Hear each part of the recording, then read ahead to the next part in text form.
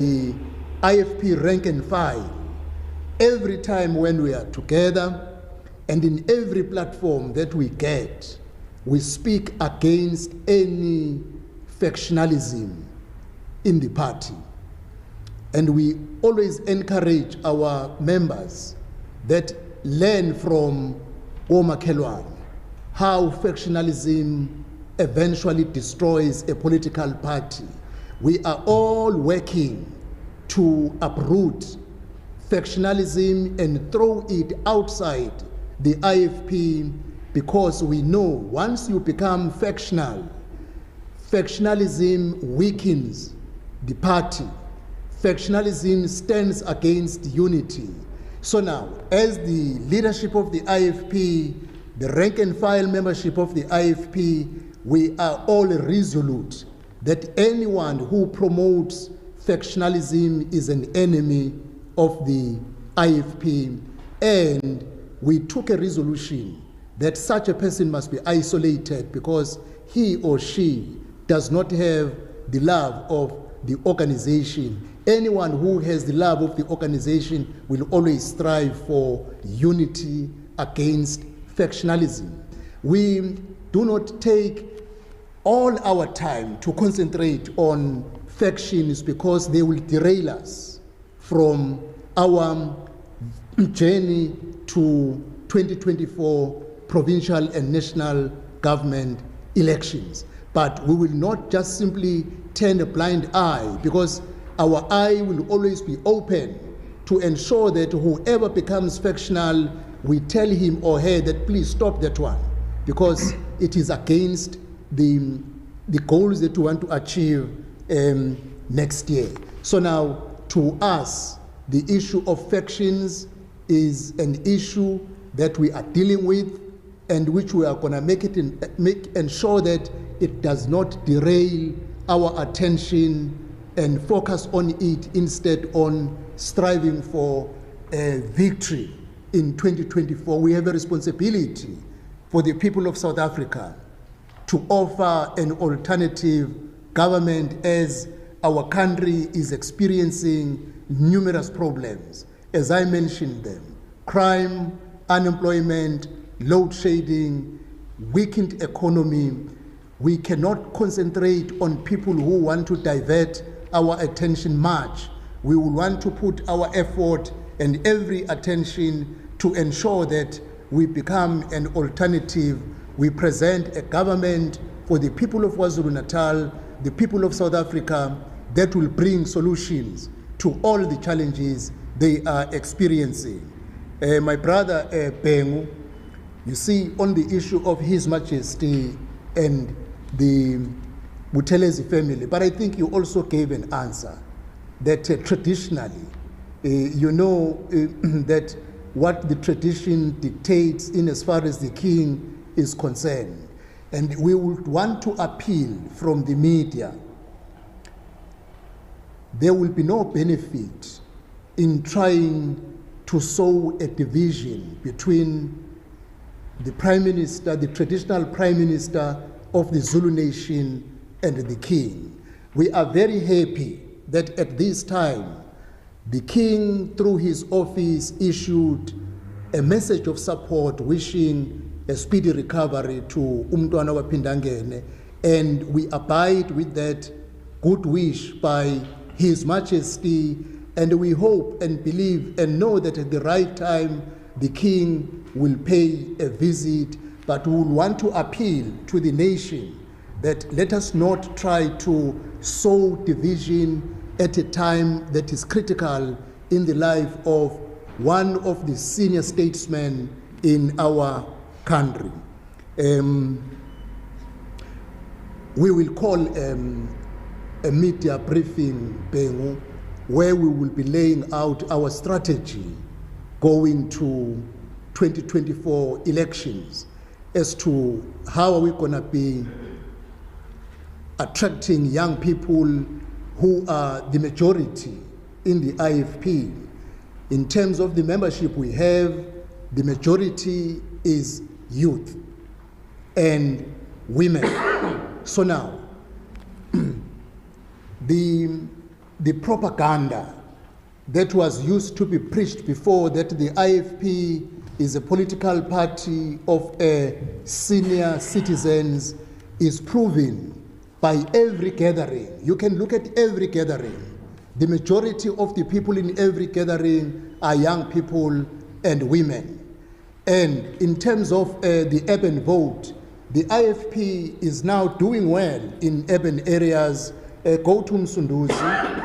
The IFP took a vote from ANC, which was a stronghold of the ANC in Msunduzi, in Pietermaritzburg, which is in the urban area.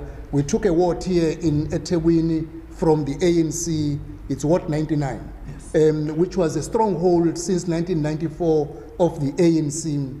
Our strategy, we are consolidating our strategy in terms of the urban vote and getting more young people and women, and our focus is going to be driven now to the 27 million people, the 13 million who are registered voters but who are not participating, as well as the 14 million who are eligible voters who have not yet registered. We will be driving a strong campaign to talk to people of South Africa that the elections next year is a watershed moment. It is a time to make a change in the lives of our people and in the history of our country, which is about to become a failed state. We will come specifically, my brother Stephen, to lay out our plan for elections, but I just want to assure you that the IFP is intact and intact in terms of young people and urban voters. Thank you. I just want to correct one thing, Sihle, in fairness to the National Council members. Was they didn't demand the National Council, they requested it. So I think words are important. I think no, because the Constitution speaks of a request, their letter speaks of a request, because when we put words into their mouth, we're then feeding into the speculation that we've been correcting.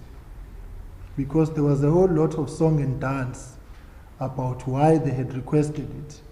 And none of those things have arisen and didn't come from them. I think we need to be fair to them as well. And I think words such as demand sort of then speak of people at daggers draw with the leadership and the party. I think that's not fair on the National Council colleagues. And Ngulosi, you speak about urban vote. You see the gentleman right behind you there.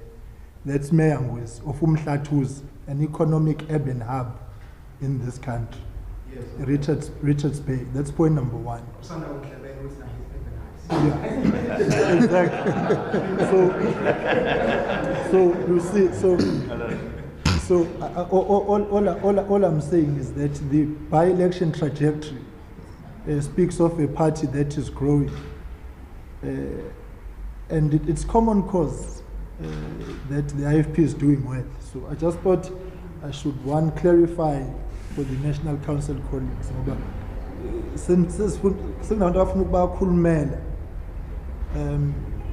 And that's not right. Yeah. All right, let's take the second round of questions. David.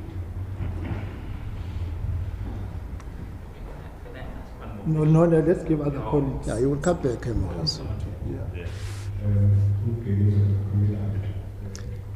Just okay.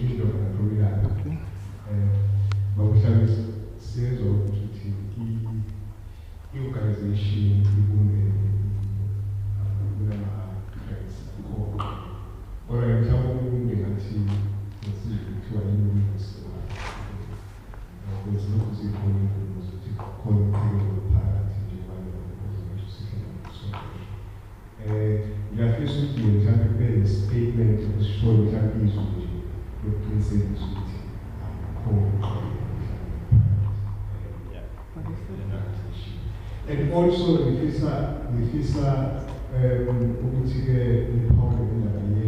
conference was we have the university matters and the campus policy conference.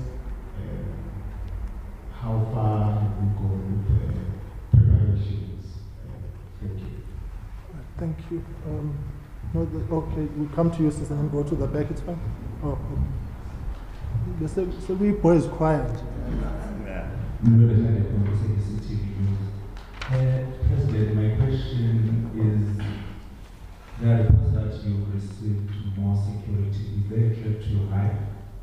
First. Secondly, is there a concern of the party in relation to these 15 members?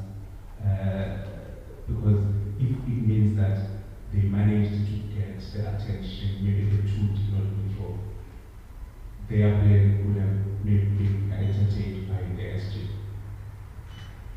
I think you need to be fair there. What plan are you talking about? No, I'm be talking fair about to the SG. No, I'm talking about them writing to the SG about the concerns. Because also I understand that they, as the party said that these were basically that's what because it's in their constitution, it's in the constitution of the party for them to request a meeting in relation to their concerns.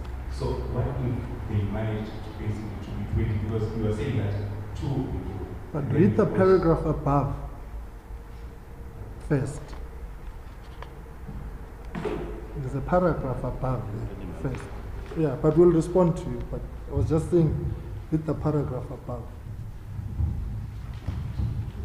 Today, my name is Alan Joanna from KZNTV. Mine is not a question, but I'd like to request maybe at the end and address in Zoom version. Okay, sure. Right, Sihle, let's hear your.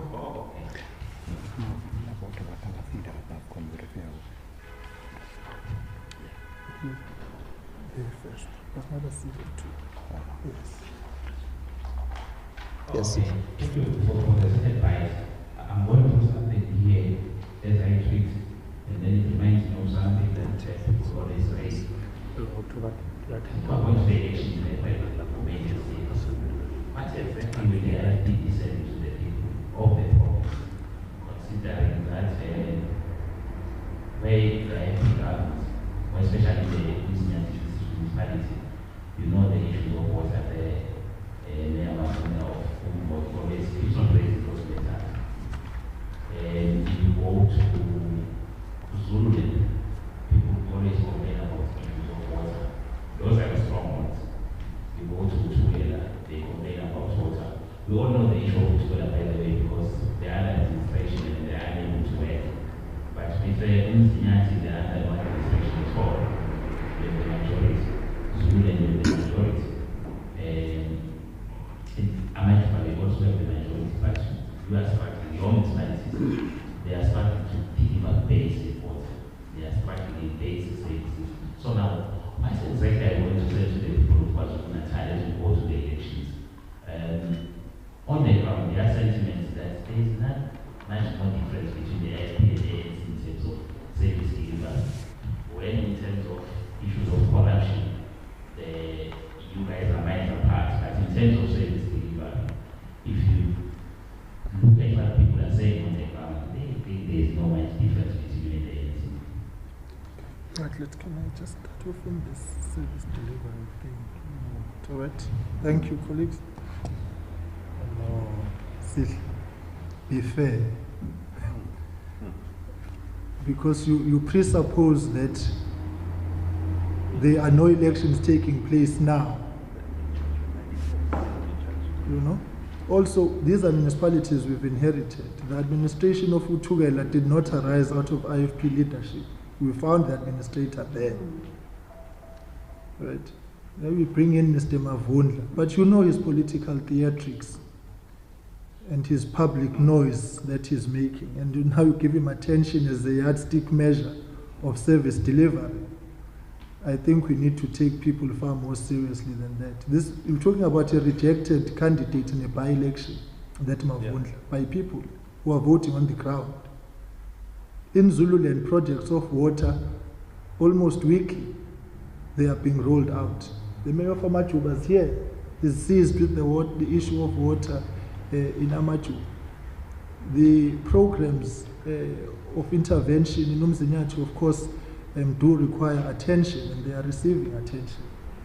But I think don't view those concerns in isolation to the fact that them notwithstanding, and also I'm not sure which was the speculation on the ground, which ground are we talking about?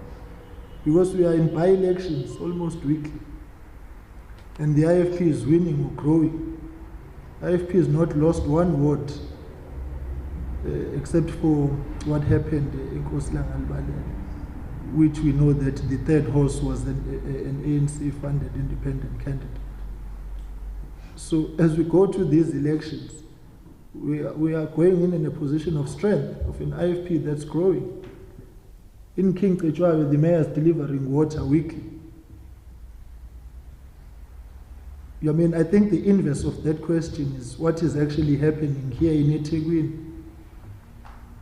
where there's no service delivery. But where we're governing, the service delivery. So this, I just want to say that I don't want to draw the leadership into this so-called speculation.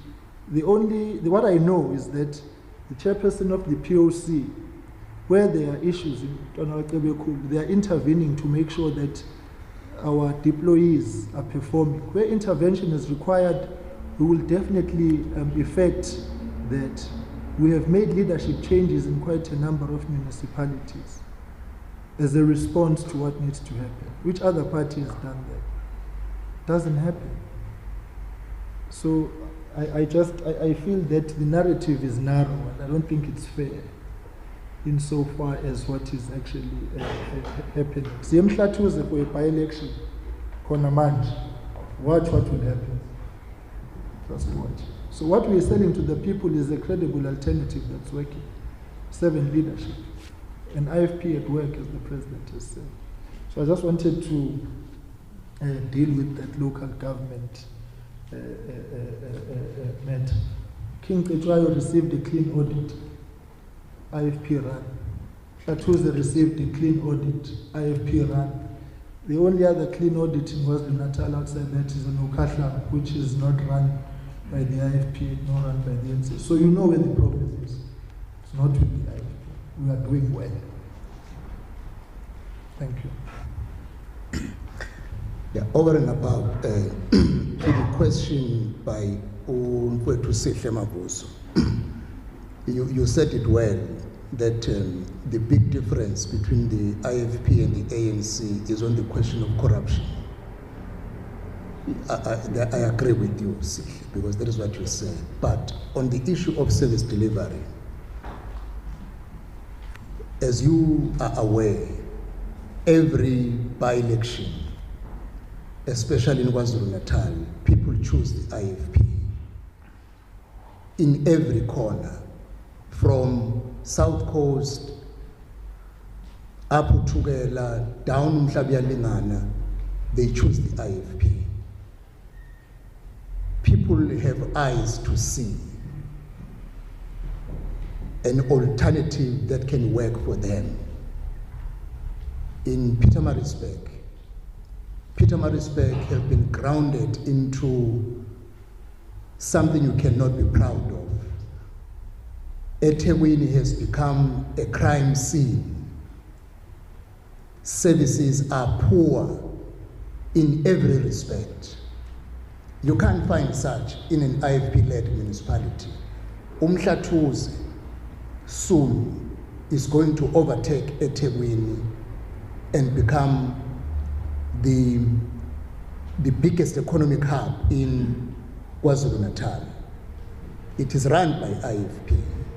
You can go to people of Umhlathuze, they will tell you that they do not regret of the vote they gave the IFP in 2021. That is why we refused to do an exchange with Umhlathuze. Because people of Umhlathuze can tell you that it is only now that we can see clean streets. It is only now that we can see street lights being fixed now and again. It is only now that they have clear programs in terms of the water provision, because Umhlathuze is a water service provider on its own. You know, if you go to districts, go to Uthugela, we inherited Uthugela with an unfunded budget from the ANC. We inherited Newcastle with an unfunded budget from the ANC. The IFP is going to do all it takes to turn things around, have a funded budget, to ensure that services are given to our people as early as now. You must give credit to Newcastle. We inherited more than 100 million debt with ESCOM. In a period of 2 years, the IFP has paid up the debt. Now we're going to utilize money to ensure that services go to the people. It is the government of the ANC that ran down Newcastle into such a debt with ESCOM. I think, Mavuso, we must give credit where credit is due. We have a story to tell to people of KwaZulu-Natal to confirm the decision they make every time there is the by-election, that the alternative that is going to work for them is the IFP. Regarding the issue of the policy conference, our plans are intact. We are planning for the weekend 28 September to the 1st of October as the date, the weekend for policy conference. We have seen the drafts of the changes made to the existing policies. We have referred them back to the subcommittees that are dealing with them. So everything is going according to our plan. And if nothing else disturbs us, that weekend is a policy conference weekend of the IFP. On the issue of threats around my life, there are so many political leaders in South Africa whose security details are under the hands of the SAPS. I'm not different from them, and I'm not going to be that naive to talk about my security details in public. It's a norm. When the police picks up threats, they do what is necessary in the interest of the country. On the question of the request, I think Uhlengwa tried to refer you, my brother, because you should have read the paragraph above, that the NEC did not accede to the request, put aside the issue of 2 signatories withdrawn. And we would want to appeal to the media, do not make speculations, because if you talk about their plans, what is their plan are you talking about? Because we met them.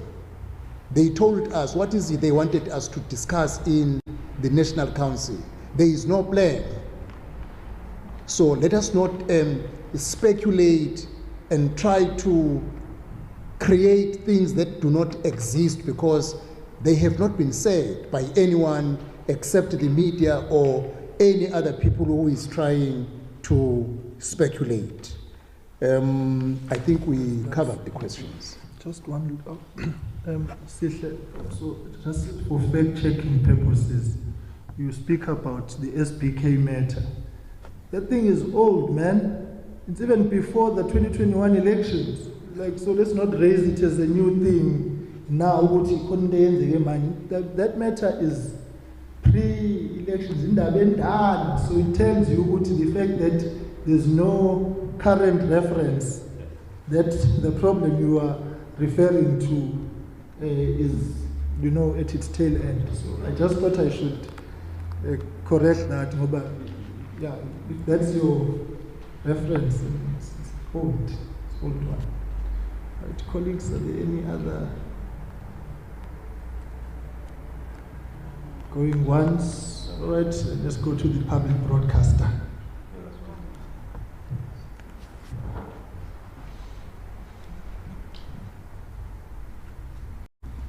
Right there in front here. Mr. President, I want to ask you this question. You have already mentioned that 80 members have apologized for signing this petition. In other words, you confirm that there will be no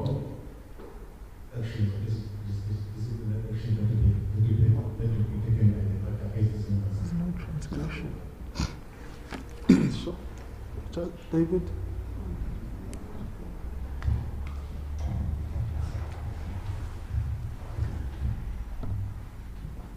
Yes, I confirm there was no transgression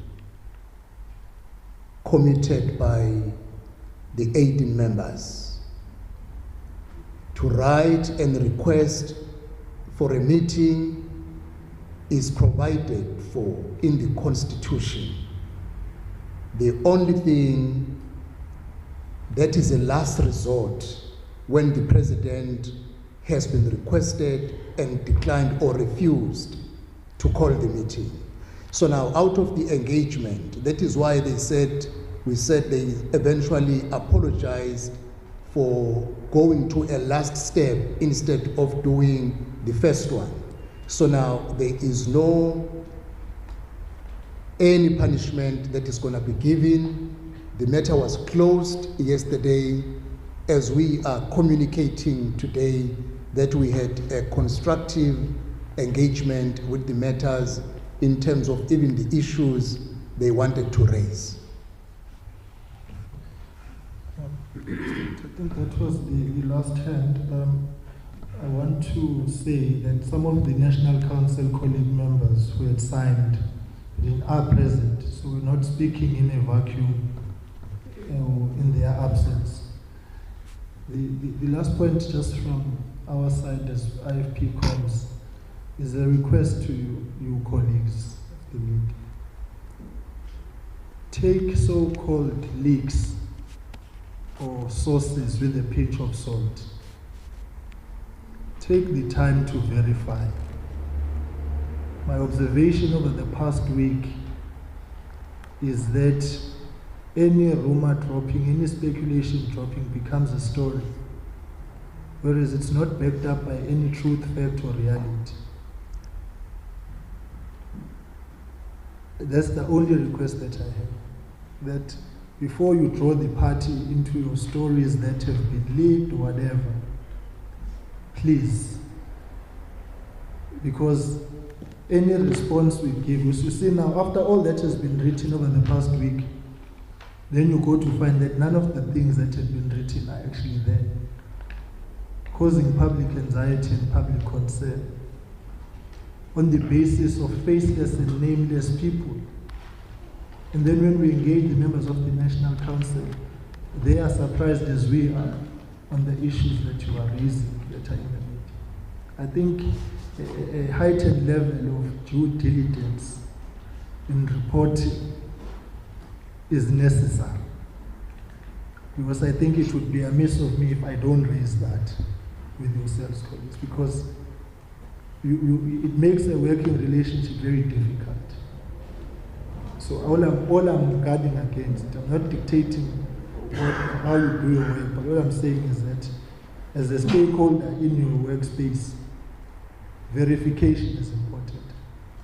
Ama-rumors azokukhahlelisa manje angixoxise ingwane. So just be careful of these people who are scoop or they've got a source because then it doesn't arise. And then what happens? So I think nani kunqabela ukusetshenziswa kabi on issues that are not there. But this thing leads to leadership, political character assassinations. It's going to problem. So I just think it's in fairness to all the leaders as well. I think I must speak on their behalf. Mpemba now is a victim of all these stories. The president is a victim of all these stories. TT, national chair, everybody. So I think it's not right that we allow rumor mongering and speculation. All we're calling for is just factual reporting. I'd like to take this opportunity to thank you, colleagues.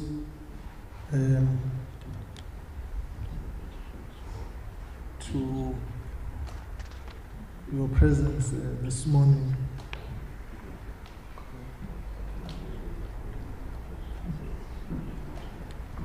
But Mabuso, when did the president say the petition is flawed? When? Come on, sister. No, but where did he say that? Ask everybody. No, when you say the correct procedure to when National Council is sitting, you start with the president, and then if the president refuses, you go to the SG. Basically, you're saying it's flawed. On 29 July, the IFP received a petition from 20 petitioners requesting a special agent sitting of the IFP National Council. The NEC of 31 July, having considered the matter,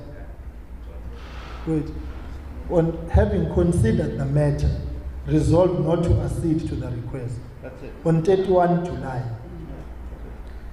Yesterday, 7 July, to engage colleagues on their petition on the basis that they had not substantiated their petition.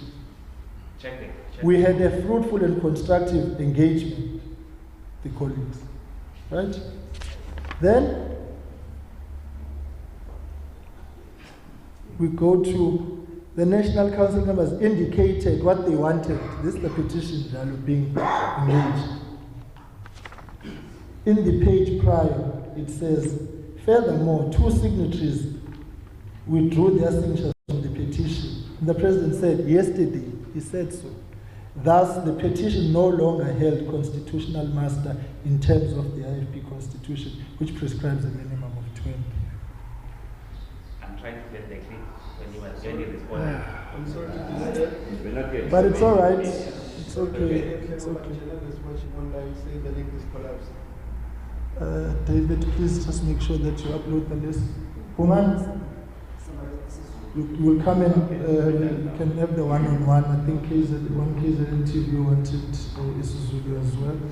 All right, colleagues, I would like to take this opportunity to thank the officials of the party, the leadership of the party, the NEC and the National Council.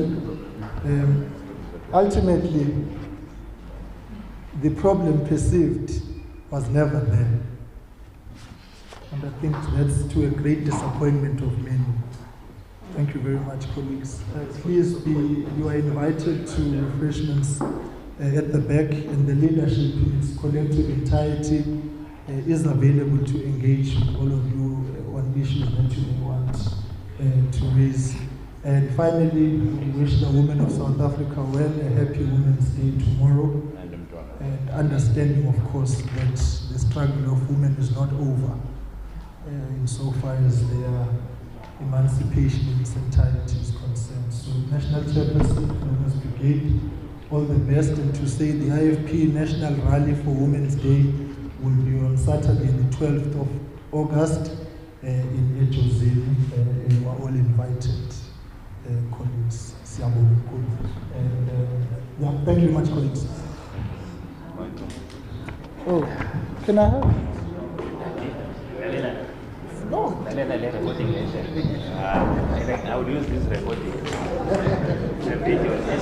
Don't be an advance propaganda here. You can't play something on web.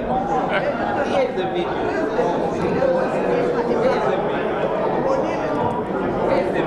Send it to me, it's fine. I'll send it to you.